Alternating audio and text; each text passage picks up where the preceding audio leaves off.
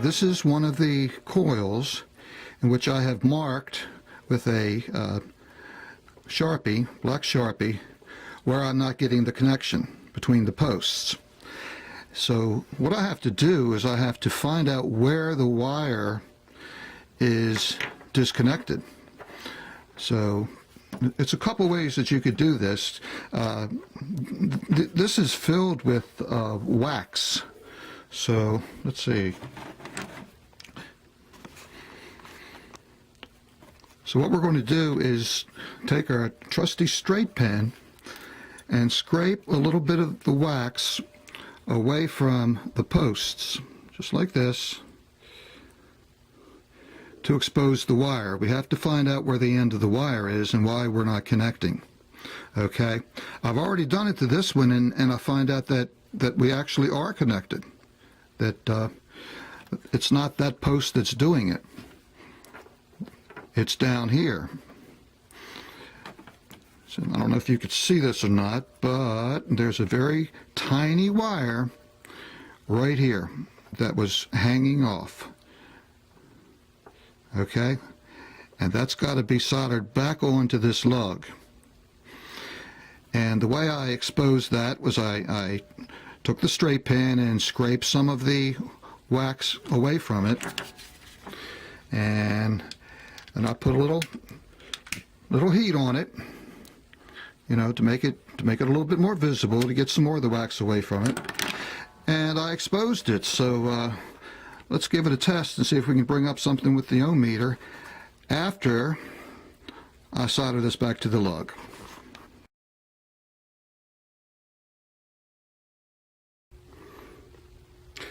Okay, I'm pretty happy in the fact that I got all the coils working. Fortunately, I had a couple other coils from the boneyards of a 930, but the ones that I had to fix myself were very tedious. If you can see right here, where I actually pulled the wire out and soldered it to the lug. I actually had to expose the wire. It worked. So they're all working now. The ones on the bottom, and let's see, 1, 2, 3, 4, 5, 6 on the bottom, and the 2 on the top. Okay, so we can get to changing some capacitors. And I've marked the capacitors according to the the papers that I have. If you look at a 931, and this is also on SpartanEquizone.webs.com, you can also get this, and I've numbered each one, or I've named each one, put the numbers on it so that I can go back on the schematic. I have 2 schematics. One of the schematics it's not as clear to see, however, it's very useful because it has the numbers of the coils. So, for instance, if I take the C5 coil off, okay, and I notice that the C5 coil is 1 UF, or 1 MFD, same thing, and we're going to take that C5, let's see where that would be. Here it is, C5 right here.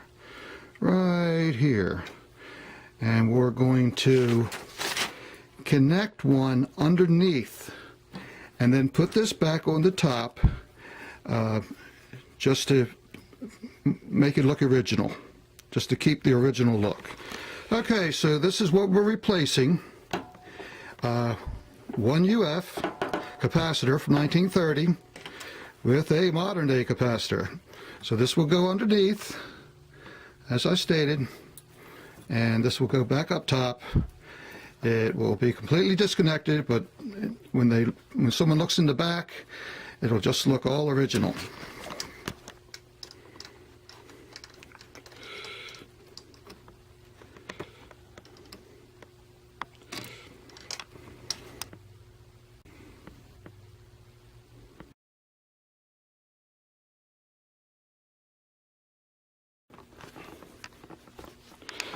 Okay, a couple things before we get started.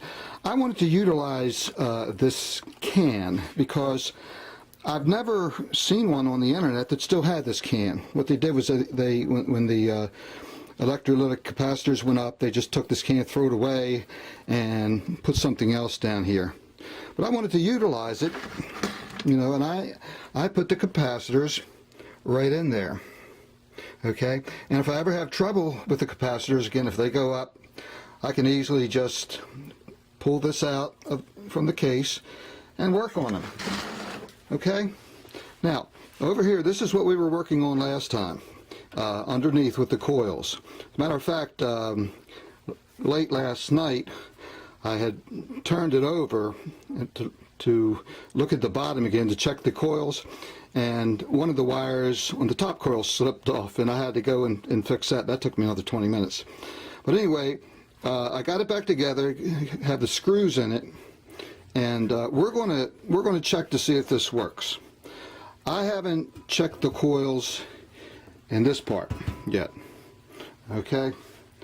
But we're going to give it a try and see what happens. And it's all hooked up. Now this speaker, it's got a couple problems, but I don't think it's anything that can't be fixed. Okay? I think overall the speaker's in fair shape. We shall see. Okay, so let's turn it on. Plus this mess over here. Okay, I'm going to start it out with 40 volts on the old Variac. Don't want to just plug it in the wall. Okay, see what happens. Ooh, I think we have a little light there. You know, a little pilot light here. Looks like it's lighting up a little bit.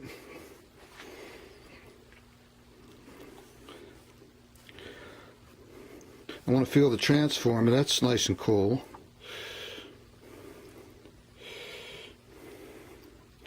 Oh, we have a light here.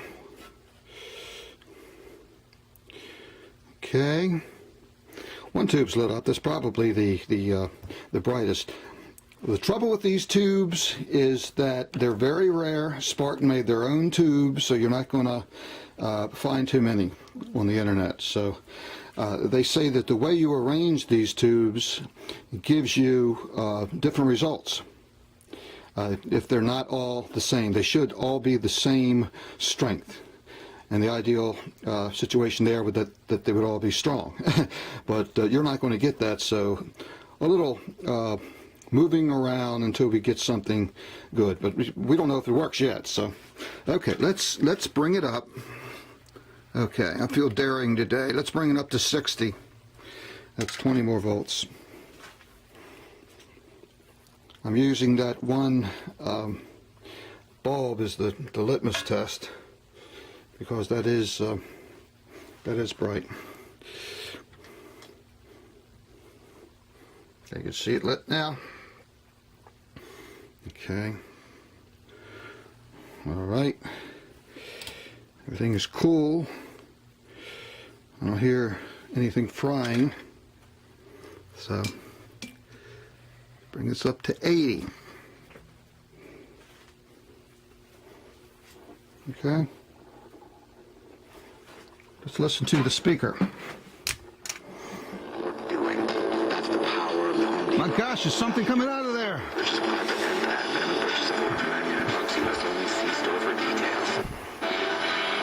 Is everywhere. I'm a cooler.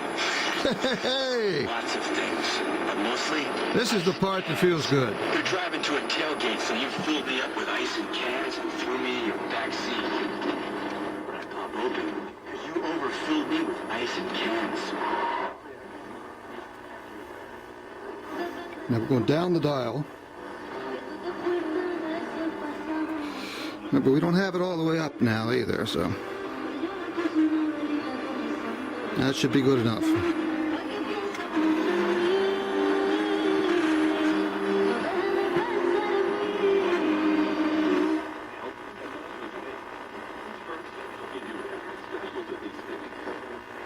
Marks, we're not done celebrating. In fact, right now, at our Proxy Week Blowout Savings event, we're offering 50% off our original price and all clearance men's and women's Denver Haynes and Wind River. devastating disasters. Oh, wow. Ours who can pay the ride below, they're still here. Unmet need, the community, and the survivors of the devastation. Making sure that those who need assistance can remain in their own homes. If I didn't have a senior companion, I would be really lost. Tutoring and mentoring tomorrow's leaders. The advantage of having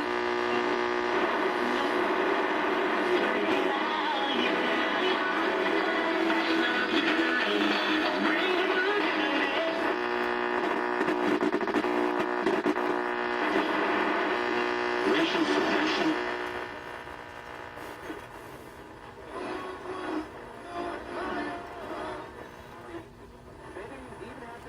Running plays. The sixth CBS Sports Radio 1300.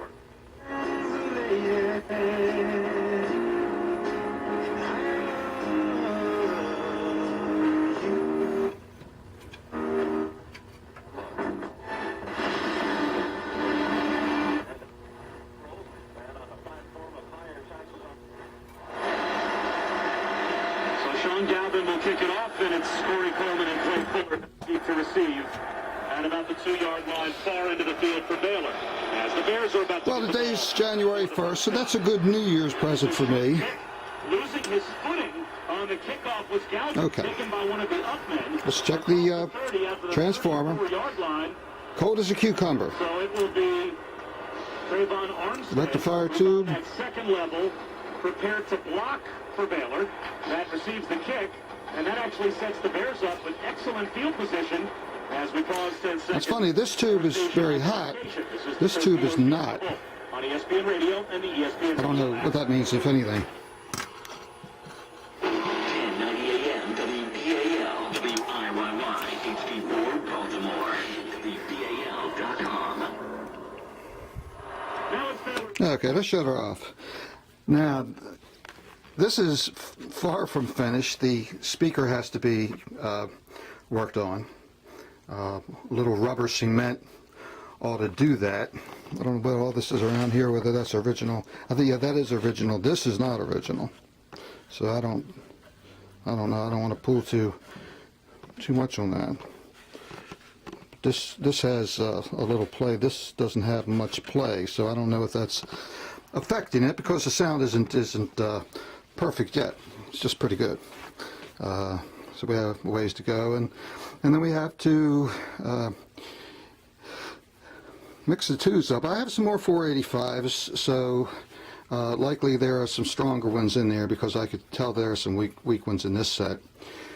And then we have to start sanding down the cabinet, and so many more videos to come before this is completely done. So appreciate you hanging in there with me, and we will have video, what's it, 5? Yeah, well, no, I think this is part of 3. Okay, we'll have video 4 pretty soon. I'll keep you in touch.